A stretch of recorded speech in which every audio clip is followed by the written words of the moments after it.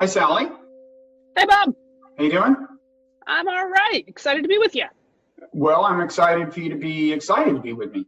I'm excited. You're excited. I'm excited. Well, my reply, never mind. So let me introduce us. I'm Robert Wright. This is The Wright Show, available on both streaming video and audio podcasts. You're Sally Kohn, familiar to many people probably as a personage on CNN.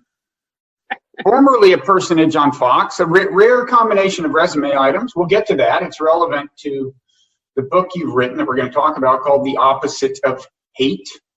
We're going to, why don't we leave people in suspense right now as to what the opposite of hate is. The answer may not be as simple as they think, may not be as simple as love or empathy. We'll get to that, but let's leave them on the edge of their seats. Subtitle is A Field Guide to Repairing Our Humanity. And it grows out of both your personal journey and our times, right? I mean, the moment we're in, the political polarization, the hatred of various people by various people. Is that fair to say? It is, in fact. It just so happened that it was a topic. I mean, look, I was someone who considered myself an advocate and an activist against hate. As a general concept, hate in its institutional and policy forms for most of my life. And it just so happened that when I started to encounter and become more and more aware of my own hate, the ways in which I was feeding into, consciously or unconsciously, those same or similar dynamics happened to be happening at the same time as a country. We were having more and more open struggles with hate, certainly in recent political events. And so it was unfortunate timing all around, I guess. Yeah. So before we get into like your personal journey part, do you have a view on the extent to which the hatred problem is symmetrical? By that, I mean, I'm pretty sure most people who are paying attention would say there's on both sides of the kind of ideological divide in America, or you might be better put the kind of Trump divide. I mean, there's pro-Trump, there's anti-Trump. On both sides, there's a fair amount of hatred. Do you find that it's roughly equal in magnitude and also in kind of hate? Is it the same kind of hatred? Yeah, that's an outstanding question. And no, I don't think it's equal. I do have an opinion that is both informed by experience, informed by talking to people on both sides of the aisle, so to speak, in terms of the hate and the volume of hate they've received, but also informed by research and evidence. And there is, in fact, research that, for instance, there is more hate spewed in right-wing media than in left-wing media. There is evidence that there is more hate directed at women, people of color, queer folks on the internet than, for instance, straight folks, white folks, men. And, look, and at the same time, I think sort of two things. One, that who did it worse and first? Unfortunately, I mean, we'd like it to matter in a perfect world where everything was fair, it would matter. But unfortunately, we don't live in a fair world, and someone has to stop it. And the fact is that even though we all don't do it the same, we all tend to do it. And we often use the other side's hate as a rationale or a justification for ours.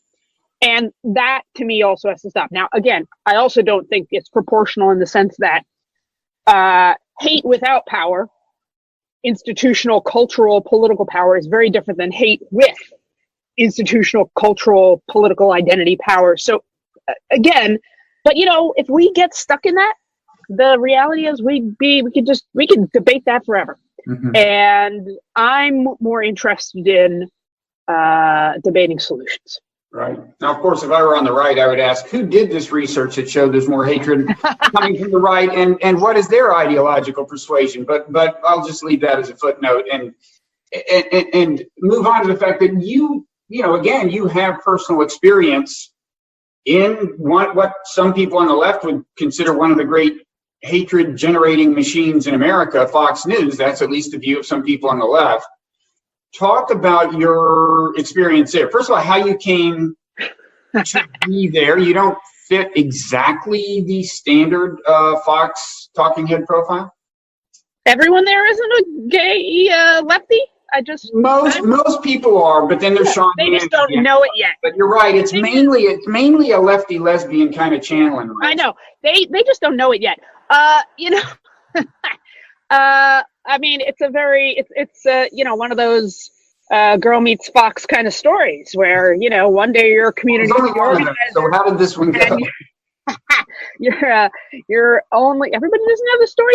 One day I was a community organizer. I loved that work, traveling around the country, helping people work together and connect and make changes in their communities, their workplaces, their schools, at the state and national level. And one day I was speaking at a conference. Someone who was in the media came up to me and said, "We have to get you on television." And I said, "No, we do not." I had like zero interest in that. I didn't like television. I owned a television.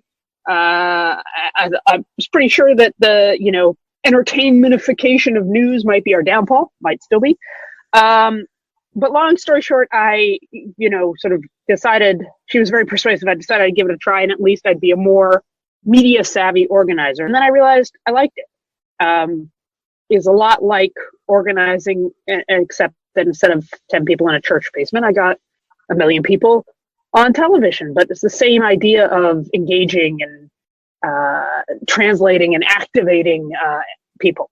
Mm-hmm. So, can I interrupt and ask you the question? I would have asked Alan Combs if I had ever talked to him. He was the lefty who did the point counterpoint with Sean Hannity.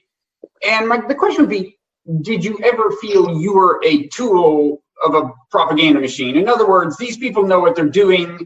If you weren't serving their purposes, you might not be there. Was that an issue? I mean, there's different ways to answer that, right? Depending on how cynical I'm feeling in a given day. Look, no one ever told me what to say. No one ever scripted it out. The fact of the matter is that Fox, at least certainly under Roger Ailes when I was there, was very clear that it had two missions. It wasn't very clear, but it was clear to anyone watching that they had an ideological agenda, but they also had a goal of being entertaining, and they wanted good television. And they knew that, people who would just roll over were not good television. Now, was the game always in a way rigged? Yeah, it was. I guess I didn't think of it as being a tool. And look, you're not asking questions I didn't ask myself, and didn't have conversations with all my friends at the time who were people trying to take down and shut down Fox News to get their perspectives on this. But, look, when you go into a rigged fight, right? Or let's not even call it a fight. Let's call it a stage, right? Because it's really just a stage, and you're playing a part, but the truth is there's still an audience.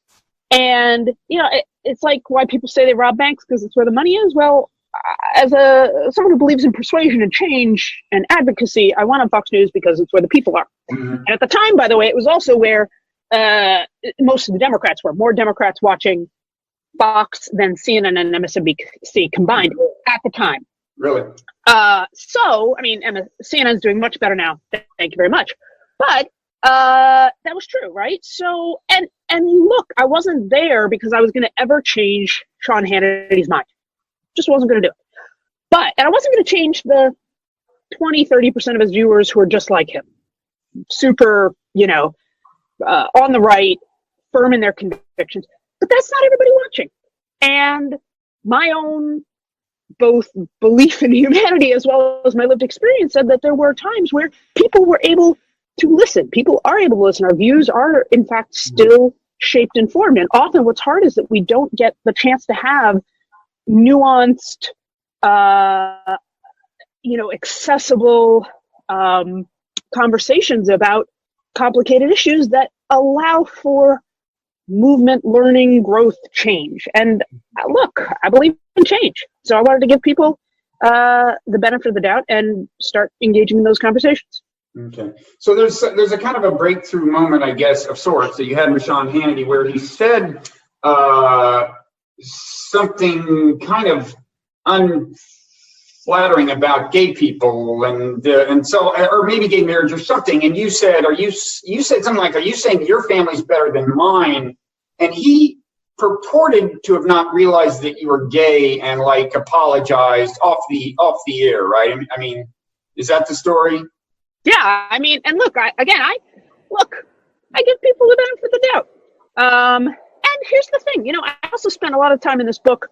I interviewed ex-neo-Nazis and former terrorists, but I also talked to people who've interviewed and researched current neo-Nazis and current terrorists. I talked to my own Twitter trolls who can be unimaginably vicious. And you know what the truth is? By and large, most people don't think they're mean.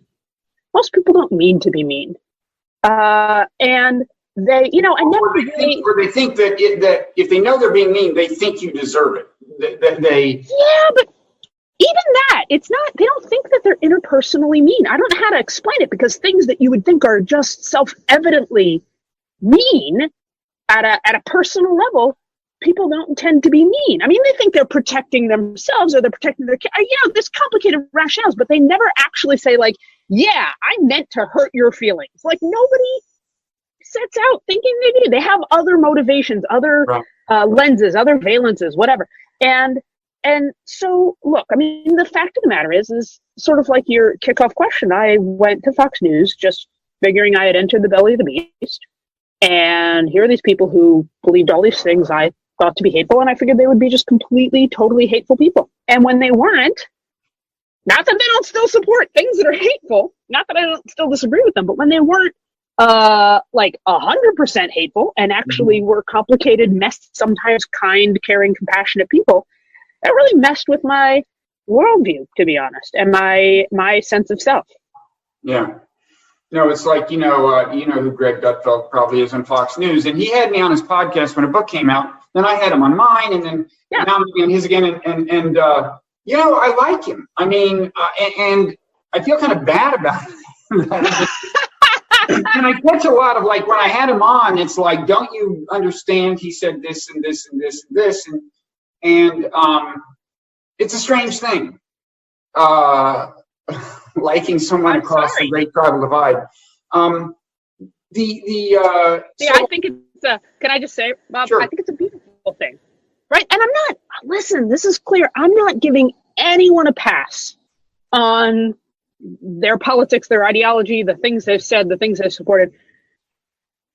But I do want to believe, and look, this is why I'm a progressive, because I believe fundamentally in the equal dignity and humanity of all people. And then the question becomes, can I actually live that belief in the way I conceive of and treat all people? Because usually we do it just for the people on our side or the people like us, and right, and then we kind of have this asterisk, this disclaimer, well, yeah, I really think all people are good and equal, but those people, they've been acting so bad that I'm gonna, and to me, first of all, if you let the other side define your values, you're letting them have more power than they deserve. And second, look, the only way I can see, we have massive institutional systemic injustices and inequalities in our country. The only way I can see to changing them is when people change, right? And I don't know how people change if you don't give them the invitation to and engage with them in ways that lead to change. But let me give you a tougher case. I think a tougher case, which is Ben Shapiro. Now, I know you did some kind of event with Ben Shapiro, and the issue I'm going to raise here is, like, are there some, in a way it's relevant to the whole deplatforming question and speech code question, are there some people who say things such that we should exclude them from polite discourse until they really say, like, I'm sorry? So what Ben Shapiro famously tweeted in 2010 was the following: Israelis like to build, Arabs like to bomb crap and live in open sewage. This is not a difficult issue. And then hashtag settlements rock. Now, that seems like pretty open bigotry to me. Now you tell me if what. Now he made a kind of amend subsequently, and I'll tell you what he did. Quite recently, he wrote something. I mean, it was kind of clear that this was becoming a problem for him, that he had done this. He was part of this, like, intellectual dark web thing. I don't know if you know about them, but they wanted him to be in, but he was, I think it was a little bit of a problem that he had said this.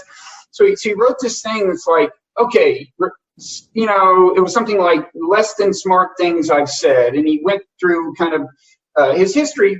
What he said about this was, he said, look, for starters, people read this like as if it was in isolation. Let me just put it in context. Here's what I tweeted right after.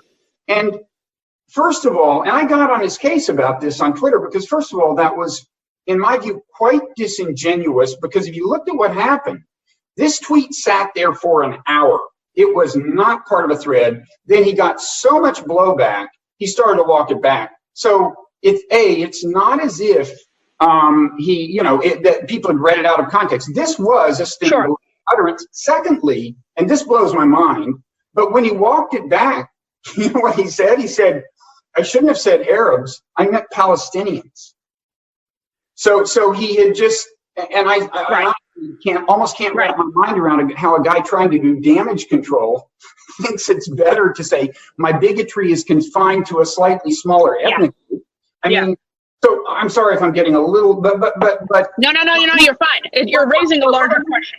But counsel me on this. How should I feel toward him? I mean, when I think of him, I like to think I don't really openly hate people, and usually when I see the impulse welling up, I try to just kind of observe it and let it go. But if it's hard for me to imagine me having a conversation with him if he does not do an honest reckoning and just admit that he has these feelings toward this group, perhaps because of an affinity for Israel, whatever else, whatever it is, that he shouldn't have, the bad part got a hold of him for that moment. Yeah, I know. Go on. I mean, all right. So listen, if Ben's watching, hi, Ben. Ben, by the way, we did do a debate together. He mopped the floor with me because it's one of the speaking things you regret, because, one of the things I learned about Ben is he will not stay on topic. I prepared for a topic and he took a few, he made it personal, but whatever. You'll be happy to hear, by the way, that there's a YouTube video actually called Ben Shapiro Uses Logic to Destroy Sally Kohn on Institutional Racism. This is a thing, by the way, that feeds into the kind of hatred ecosystem. There's a whole genre of YouTube things where they just say, our side killed this. Yeah, I know, but in fairness, we do that too. So here's what I will say, without getting into the particularities of Ben. I mean, this is interesting because I had that debate with Ben after he'd sent that tweet. I actually didn't know about that tweet until just now. So there's one level here, which is, are we supposed to know about and vet every single thing about every person we engage in? I'm putting that aside for a second. There's also another problem here about Twitter, which is, I'm just going to say, this is in no way, shape, or form a defense of Ben, but there are certain things Ben's tweeted I agree with. There's a lot more probably he's tweeted that I disagree with. Well, maybe most of them are innocuous. They're things about his kids, his pets, or I don't know, whatever. And this judging people by the worst thing that they've ever done is, to be honest, to me, maybe we could argue it's morally consistent with conservatives, although certainly, one could argue against that, but I do not think that's morally consistent behavior for progressives. For those of us who believe in forgiveness and redemption and decriminalization and all of these things. So now, that being said, two other points. One, I have always said, let's not focus on the leaders as much as the followers. And this is one of the things, look, that the right does, but I guess we do too, is you pick the one example, the worst example, I'm not so, people will ask me, oh, well, because now I'm like the hate news. Can I hate Donald Trump? I said, I don't care if you hate Donald Trump. I care if you hate his followers, right? Donald Trump's one person. We're talking about millions of people, and you're ascribing everything that one person did to everyone who follows him. And that is, to be honest, this is true of Sean, this is true of Ben, this is true of everyone on the right. I worry less about them because we're talking about 10 or 12 of them, right? I worry about them. But they do have disproportionate influence. No, that's right. But I don't want to ascribe every single thing. Like, I don't want to assume that everyone, let me rephrase this differently. Trump may be a hopeless cause. I don't think his followers are. I don't think his followers aren't him, right? And that's an important foundational concept to grasp, right? That people actually are more I think, look, I look at the evangelical Christian women the Times just profiled, but who are coming out in support of Beto O'Rourke against Ted Cruz in the Texas Senate race. Like, that's a big deal. And this is the same reason why, look, I think, for instance, it is fundamental that abortion rights be part of the Democratic Party platform, but I welcome anti-abortion people into any tent, right? Like, I actually believe, and I would rather, let's pick another example. Ann Coulter, horrific on issues of immigration and race, just getting worse and worse, by the way. Incredibly supportive on gay rights. Now, what would I rather? I'm still going to hold her to task on immigration stuff at absolutely pretty much every other issue. But would I rather her be anti-immigrant and anti-gay? Right? Like, I don't know. I'm willing to now. Okay, so that was point one. Point two. So don't hold the followers to the same standard as the give a little more leeway or generosity to the followers. Number one. Number two. Look, this always comes down to ostensibly the Hitler question, right? Which is like, would you sit down and talk to him? Would you debate him? Would you, if you're cable news, would you have him on, right? And this was really the issue that played out in the 2016 election, which is cable news and television and media in general gave airtime to Trump because they figured, well, if we air these horrible things he's saying, sunlight's the best disinfectant and it will solve it. And it ended up not being true. In fact, giving him airtime may have been what helped him get elected. So there's a paradox, and I'll be honest, I'm incredibly grateful it's not my job to decide. Because, I think it's ridiculous, for instance, when people protest a little while back, David Remnick of the New Yorker was going to sit down and do an interview on a stage with Steve Bannon. People protested, they canceled it. I think that's ridiculous. This is the job of the media. And I want to see someone like Remnick, push Steve Bannon on his thinking. On the other hand, where we draw that line, right?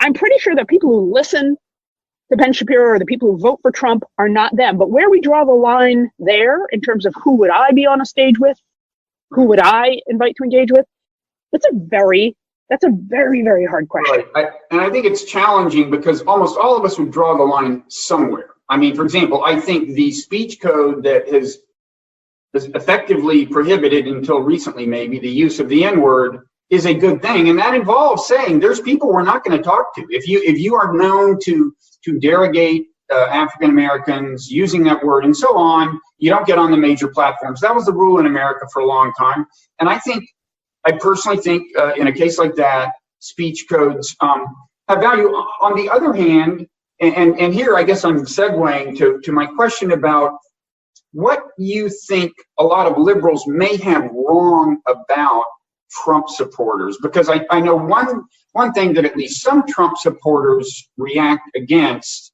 is a speech code that they view as overly broad. I mean, political correctness is an issue that he is known to have deployed successfully. So, I'm not asking you necessarily. No. But I would be careful. How you think your characterization of Trump voters, what motivates them, the extent to which they harbor hatred, might differ from that a lot of progressives harbor. The view that they have.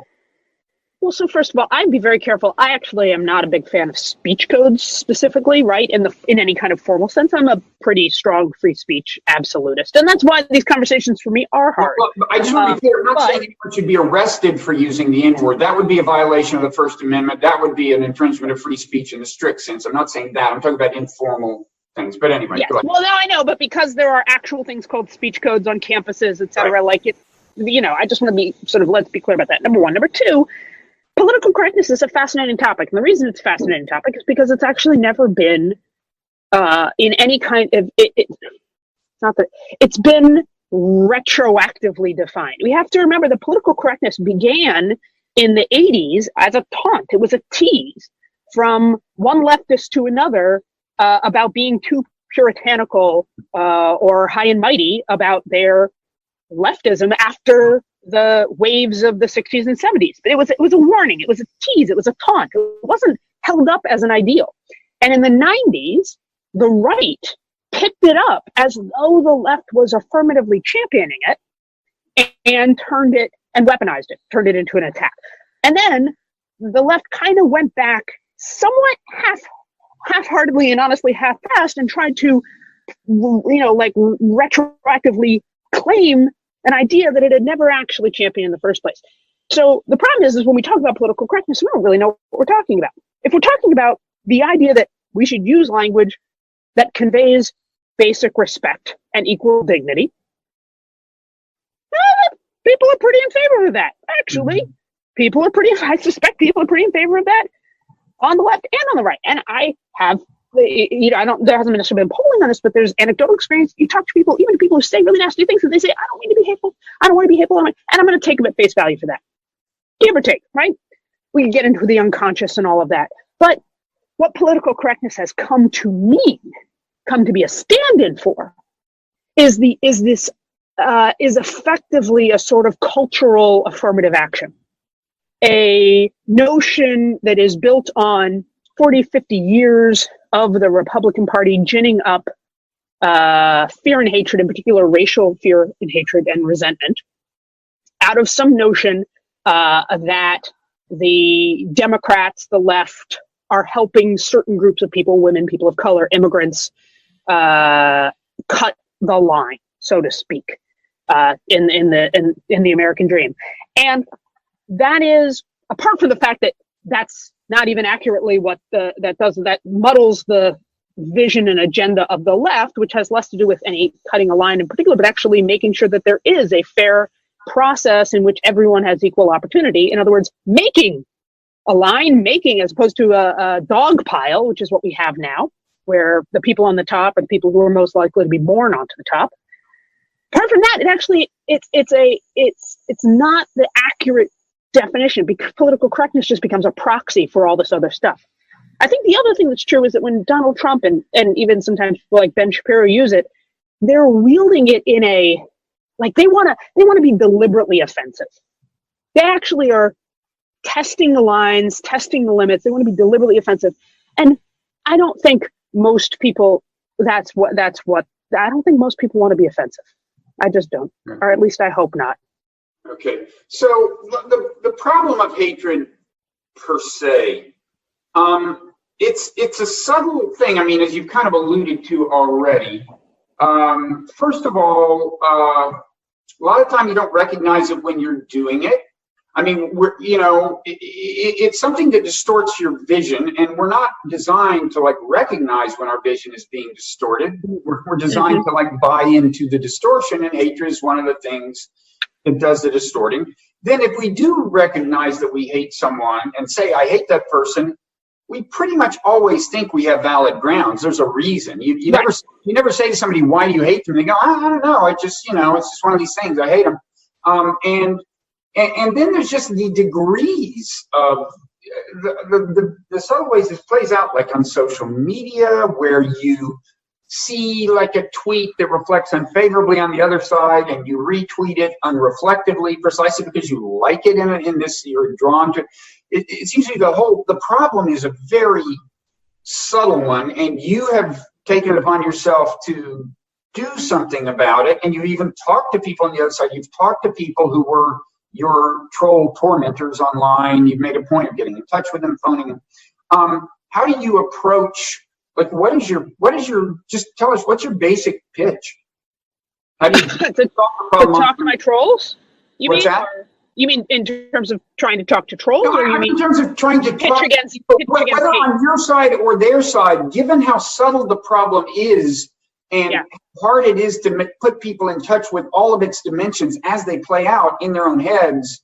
What do you say? I mean, when you're out there, trying to win converts, whether they're on the left or on the right, what do you say?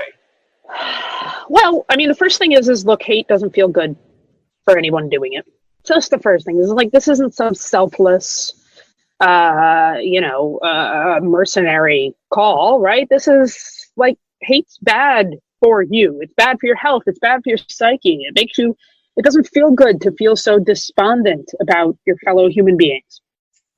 So that's the first reason. The second is it is actually, I think, the case that, again, we could argue, it sounds like you and I would agree, but one could argue about who did it worse than first. And, what I have experienced on all sides is that, first of all, everybody tends to think their other side did it worse than first. And second, that they then use that as a justification, as you said, for then being more hateful. And look, hate is never the answer to hate. Injustice is never the answer to injustice. Cruelty is never the answer to cruelty. It just doesn't, by putting more hate in the world, you don't get rid of hate. You create more hate. And again, even if you're the one doing it to a lesser degree, reactively, you can pat yourself on the back that you're not as bad as, you name it, and then be better, right? Actually, God, I just quoted Melania Trump, which really hurts every time I say that. But, she's got that one little thing right, which is we actually all can be better. And, I had a lot of experiences right after the 2016 election, hanging out with, lefty friends at dinner parties or in bars after the 2016 election. It was a lot of bars. And at 10 a.m. And, people would be sitting around, my liberal friends and myself would be sitting around and saying, God, those Trump supporters, they're so racist. They're so Islamophobic. They're so hateful, and I hate them. You're right. You're right about the larger dynamics, the institutional dynamics, the systemic dynamics of hate in our country, the ways in which the Republican Party historically and Donald Trump in particular have exacerbated and exploited hatred for political reasons. And two wrongs don't make a right. And somebody has to take the high road. And God, please don't let Donald Trump define our values. Because he did it, it's okay for us to do it. Well, right. And to some extent, isn't that kind of a tactical question? In other words, to what extent do you say to people, if at all, you got to realize you're playing into his hands? I mean, he's trying to convince his base that you hate them. And so I'm not sure how much sense it makes to keep hating them in a super conspicuous way. That's valid. But again, I'd rather define my values not in reaction to Trump's strategy or agenda, but independently, which is, look, I believe all people are equal. I believe all people are good, so decent. It's more a moral argument than a tactical argument. Well, it's actually both. I mean, incidentally, it is both moral and pragmatic. It is unfortunately not always a short-term pragmatic argument, right? It may not. Social media, cable news, elections, it is not always true that the nice, decent path is always going to get the most eyeballs, the most clicks, the most votes. That, there is, in some way, there is a short-termism issue, perhaps. And yet we've seen in our lifetimes, not too recently, we've seen candidates who have taken the high road and been successful. We've seen, media that has, right? I mean, it does exist. But yes, it is actually an investment in both the moral conviction that people are decent and good and capable of decency and goodness and change, and the practical understanding that the only way people have ever changed is because they were given an opportunity to and felt welcome to, as opposed to feeling hated into it. I know people who've changed in their lifetimes. From whether it's these ex-neo-Nazis and ex-terrorists to people who were really homophobic 10, 20 years ago. And is there a basic kind of thing that brings the change? Is it contact with the other or contact under certain circumstances? Or contact with the other in moments of startling, eye-opening kindness. It's when you realize that the other is not how they have been portrayed or stereotyped. And when that other shows you the kind of grace not only that you never thought they were capable of or that group was capable of, but that you then suddenly realize you yourself, you kind of catch your own hypocrisy. And again, look, to your point, it isn't fair. It's not, it's like it's asking if we understand that injustice, cruelty, hate is not equally distributed, that there tend to be certain groups, women, people of color, immigrants, Muslims, Jews, who are on historically the receiving end of it. It isn't fair to then say, you know, hey, this is the moral, spiritual, practical quest you have to take on. That's why I think it's important for people who have more positional power to be, you know, upstanders and interrupters and advocates and allies. Mm-hmm. And ultimately, it's about choosing the kind of world you want to live in. And are you going to make that world through your moral action? Right. By the way, on the tactical versus moral kind of question, I find that often when you look at even kind of ancient scriptural guidance, there turns out to be a little more tactics in there than you might think. I mean, the Buddha repeatedly makes the point that kind of, I think you kind of made, but that like, as a practical matter, hatred does not bring an end to the hatred that provoked it. It's you know, indifference in the fate of hatred is more likely to bring an end to it. And then there's this verse from I think the book of Romans, but the Apostle Paul says this part is familiar. If your enemy is hungry, feed him. If he is thirsty, give him something to drink. Here's the rarely quoted next line, okay? The whole thing is, if your enemy is hungry, feed him. If he is thirsty, give him something to drink. For by doing so, you will heap burning coals on his head. That's, that's like, I like that. Exactly what they mean, but they obviously mean you will thwart your, you know, if the enemy is hating like in a vacuum and not getting the hatred back, there's something. Oh, I got to write that one down. I like that. That's right. And I mean, it's also in the Old Testament. Paul was drawing on Old Testament scripture when he said that. So let me ask you, this is a particular version of getting people to examine their own hatred. I mean, the anti-Trump people love to think of Trump supporters as racists and bigots. Not all of them think that way, but there is a tendency. And in fact, like on Twitter and social media, you know, there's been two kinds of outcomes of studies of Trump voters, and some emphasize like economic variables, and it's like stagnant wages seem to be what drives support for Trump, and then others emphasize, you know, threats to ethnic identity and maybe bigotry. And there's a tendency among many people to kind of dismiss the first kind of explanation and embrace the second kind. And my own view is that is itself a function of, if not hatred, some kind of bias, some kind of desire to have this reassuringly loathsome enemy, right? And not to mention the fact that the two are not mutually exclusive. I mean, economic variables, bigotry, and so on. But I'm wondering, there's two ways to. Are you more inclined to go about it by questioning the stereotype progressives have of Trump voters, or are you more inclined to say, look, we're all bad, they may be bad, and let go of it, or both? I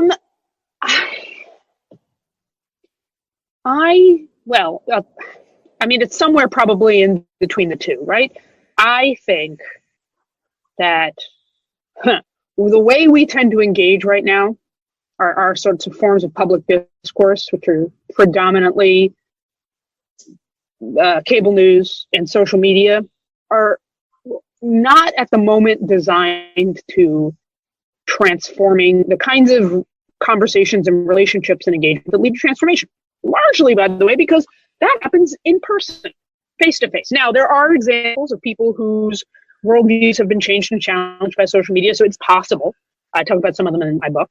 But, you know, we know that meeting people, knowing people, is key to having open minds about the groups that those people represent. We know that to be true. right? We saw, for instance, in this country that support for gay rights increased exponentially the more and more people actually knew someone who was gay.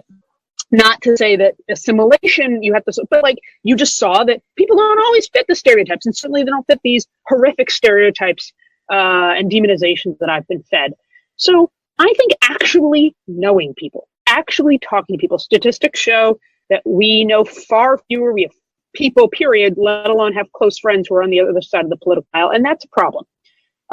Because part of the reason I'm able to understand that all Trump voters aren't monsters is because I have friends who are Trump voters. And that's point number one. Point number two, look, I don't agree with everything the person I voted for in 2016, for darn sure. And I think it's fairly overly simplistic to assume that on the other side. And then point three, we have a really hard time as human beings, but in particular in our country, I think because of our overemphasis on individualism, we talk about structural problems in systems, like how the Republican Party has for 40, 50 years plus systemically pushed racial fear-mongering and racial resentment on the voting public. And then when that, comes home to roost, so to speak, and said voters elect someone like Donald Trump, the same people who've been talking about racial dog whistles and all of these, this sort of systemic problem on the part of the right, say, oh, well, those voters are racist, intrinsically, inherently racist. And I think it's partly because it makes it easier, right, as you suggested, but it's also because we just can't wrap our heads around, well, why did they fall for it and I didn't, and why did they, right? And when we really start to interrogate that, part of the problem is when you really start to interrogate it, for instance, if you're a white person like me, you go, oh, okay, wait a second, hang on, I have fallen for some of what they fell for. Right? I do believe these myths and these ideas, and right, and I do have these biases. One of those may be the idea that all Trump supporters are like that. That is a form of essentialism, which people on the left are fond of deploying when they're complaining about bigotry that they see on the right. Essentially, right.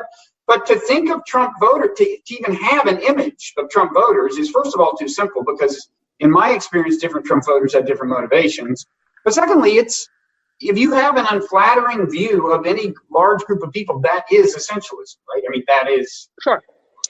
Yeah, I just think, look, it's more complicated than this, but ostensibly, what the left wants is for our systems, our institutions, and our interpersonal relationships, our culture, our society, our politics, to recognize the humanity, the dignity, and the beauty of all people equally.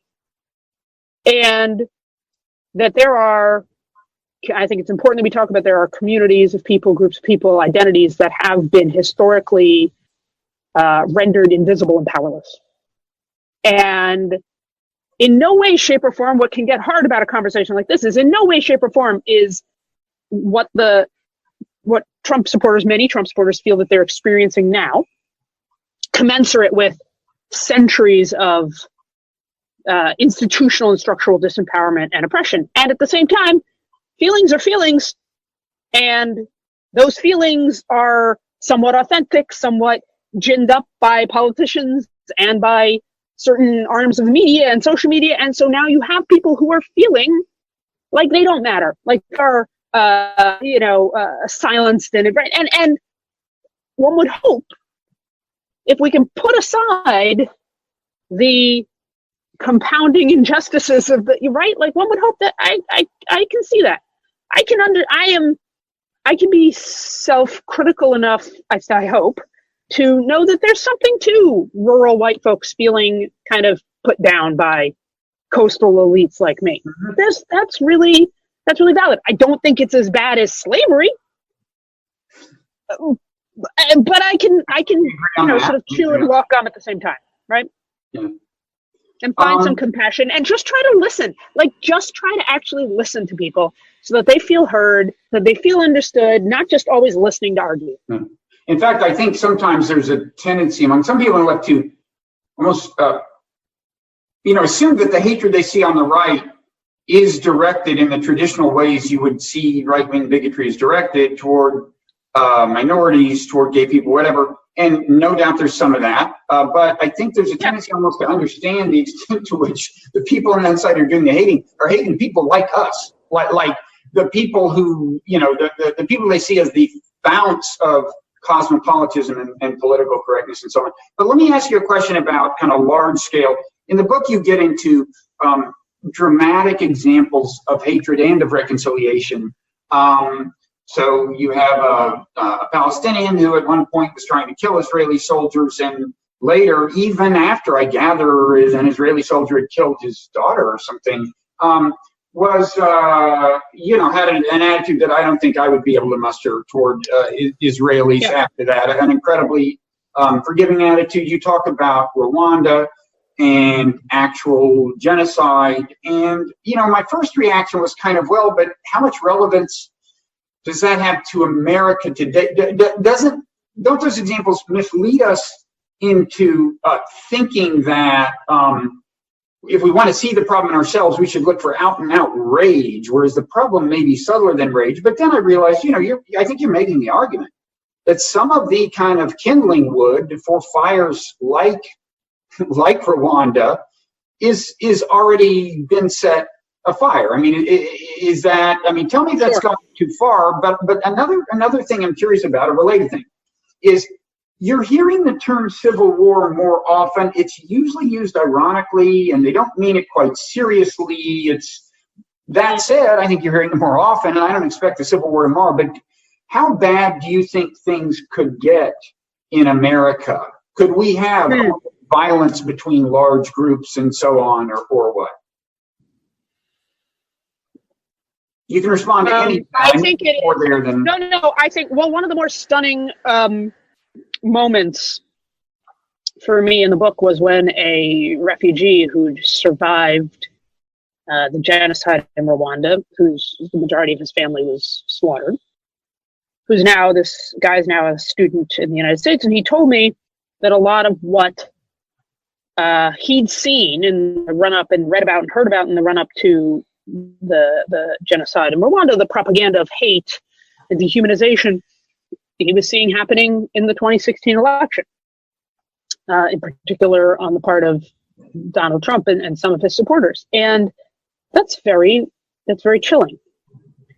And at the same time, what's interesting is I had conversations during the 2016 election and have had since where folks on the left are very quick to imagine that the right could commit that kind of genocidal atrocity or some variation thereof, of whether it's rounding up and locking up Muslims or immigrants, it seems impossible to most on the left to imagine the left, us, doing something at that scale of horrificness. And I like to think that that's true, but it's interesting insofar as it suggests a sort of a fundamentally different, not just ideology, but sort of characteristic of humanity, right? They are inhumane and we are not.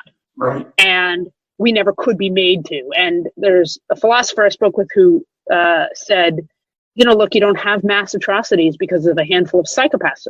There weren't enough psychopaths in Germany or Serbia or Rwanda. You have mass atrocities because masses of people participate in them. People who were otherwise decent and good beforehand and who believe themselves to be decent and good afterwards. And so it's this illusion, interestingly enough, and apropos of what we were saying, it's this illusion of superiority and then letting yourself off the hook. And, especially now when we have social media at our fingertips. So if you and I say something nasty about the other side of we used to just keep it between us, but now it spreads like wildfire. Any of us can do it.